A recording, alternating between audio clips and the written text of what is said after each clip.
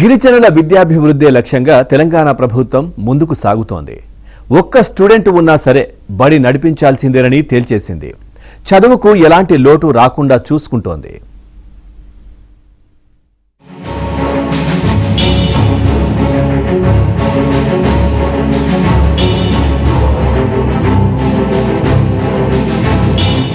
ఎంత మారుమూల ప్రాంతమైనా ఒక్క విద్యార్థి ఉన్నా సరే పాఠశాలను మూసివేయకూడదని తెలంగాణ ప్రభుత్వం ఇటీవల ఉత్తర్వులు జారీ చేసింది.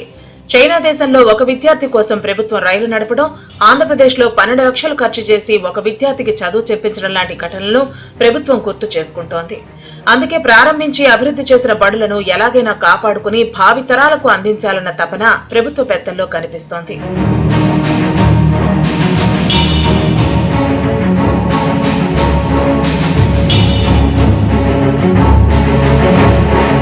కేంద్ర మాజీ మంత్రి దివంగత జైపాల్ రెడ్డి సొంత మండలం, సీఎం రేవంత్ రెడ్డి అత్తగారి ఊరుండే మండలమైన మాగుడల పాఠశాలలో విచిత్ర పరిస్థితులు నెలకొన్నాయి. కల్వకుర్తి నియోజకవర్గం మాడుగుల మండల పరిధిలోని వచ్చే గుడితండాలో మాధురి గుడి పాఠశాలకు వచ్చేది ఒక టీచర్, ఒక స్టూడెంట్ మాత్రమే కావటం అందరూ గమనించాల్సిన అంశమే అవుతుంది. గుడితండాలో 10ల సంఖ్యలో పాఠశాలకు వెళ్లే వయసున్న చిన్నారులున్నప్పటికీ వారంతా సమీప ప్రైవేటు పాఠశాలలకు వెళుతున్నారు. గుడితండాలో ఉన్న ప్రభుత్వ పాఠశాలకు విద్యార్థులు రావటం లేదు. తండా సమీపంలోని కోళ్ల షెడ్డులో పనిచేసే బీహార్ కుటుంబాలకు చెందిన 4 పిల్లలు ఈ బడిలో నమోదైనప్పటికీ వాళ్లు రికార్డుల పరంగా కనిపిస్తున్నారే తప్ప ఎప్పుడూ పాఠశాలకు రాలేదు. పాఠశాలకు వచ్చే ఒకే ఒక విద్యార్థిని మనుశ్రీ కోసం సునీత టీచరు రోజు హైదరాబాద్ నుంచి వచ్చి పాఠాలు చెప్పి వెళుతూ ఉంటారు.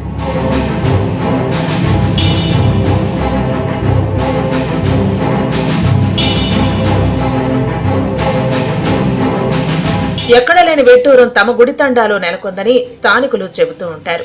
అక్కడ 200 ఇళ్లున్నాయి. 500కి పైగా ఓటర్లున్న గ్రామంలో చైతన్యం లోపించింది. నిజానికి పాఠశాల గుర్తింపు రద్దవుతుందని కూడా ఓ దశలో చెప్పుకున్నారు. అయితే సీఎం రేవంత్ రెడ్డి అత్తగారి మండలం కావడంతో పాఠశాలను మూసేది లేదని గతంలో అనేక సార్లు నొక్కి వక్కాణించారు. ఈ పాఠశాలకు 2 ఉపాధ్యాయులను కేటాయించినప్పటికీ హాజరు లేని కారణంగా ఒక ఉపాధ్యాయుడు డిప్యుటేషన్ పై పక్కనున్న నాగేళ్ల పాఠశాలలో బోధిస్తున్నారు. ఒక సునీత టీచర్ మాత్రమే తండాలో చదువు చెబుతున్నారు. My village name is Gudithanda. 6 members ఉంటాం సార్ మా స్కూల్లో. కానీ ఎవరు వస్తలేరు సార్, అందరు హై స్కూల్కి వెళ్తుర్రు. నేను ఒక్కదాన్నే రెగ్యులర్గా వస్తాను సార్. అందరు ఫుడ్ అని మంచిగానే పెట్టారు సార్. బోర్ ఏం కొట్టారు సార్. స్కూల్ టీచర్ మాకు అమ్మ లేక చూసుకుంటారు సార్. క్లాస్ అర్థమైన సబ్జెక్ట్ కూడా అన్ని సబ్జెక్టులు చెప్తారు సార్. 4 సబ్జెక్ట్స్ ఉంటాయి. సబ్జెక్ట్ చదువుకుంటా రాసుకుంటా ఉంటే ఏం రాదు సార్ నాకు బోర్. ఇంట్లో ఉన్న అమ్మ లేక చూసుకుంటుంది కాబట్టి నాకు బోర్ వస్తలేదు సార్. అటు రాజకీయ నాయకులు, ఇటు ప్రభుత్వ ఉపాధ్యాయులు సైతం తమ పిల్లలను ప్రభుత్వ పాఠశాలలకు పంపకుండా ప్రైవేట్ పాఠశాలలకు పంపుతున్నారు. అందుకే ప్రభుత్వ పాఠశాలలపై నమ్మకం సన్నగిల్లిందన్న ఆరోపణలు ఉన్నాయి. సర్కారీ బడులకు పంపితేనే ప్రభుత్వ సంక్షేమ పథకాలు అందుతాయని యూపీ సీఎం యోగి ఆదిత్యనాథ్ తమ గవర్నమెంట్ ఎంప్లాయీస్ ని హెచ్చరించారు. తెలంగాణలో కూడా అదే పద్ధతి రావాలని కొందరు కోరుతున్నారు. ప్రత్యేకంగా జీవోలు విడుదల చేయాలని కోరుతున్నారు. ఈ గ్రామంలో 213 హౌస్ హోల్డ్స్ ఉన్నాయి. 2011 సెన్సస్ ప్రకారం 599 జనాభా ఉంది. ఇక్కడ ప్రైమరీ స్కూల్ ఉంది. ప్రైమరీ స్కూల్లో 6 మంది విద్యార్థులు ఉంటారు. కొందరు బీహార్ వాళ్ళు అన్నట్టు పిల్లలు ఈ పౌల్ట్రీ ఫామ్లో అక్కడ పనిచేసే వాళ్ళ యొక్క పిల్లలు కూడా చదువుతారు.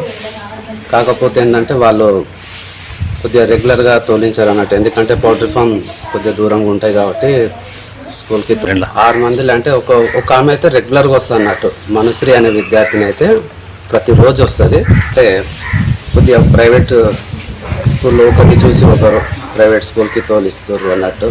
ప్రస్తుతానికి ఒకరిద్దరు విద్యార్థులతో పాఠశాలలు నడుస్తున్నా ఇదే పరిస్థితి కొనసాగితే మాత్రం గ్రామాల్లో బడులు మూతపడే ప్రమాదాలే ఎక్కువగా ఉన్నాయని చెప్పక తప్పదు.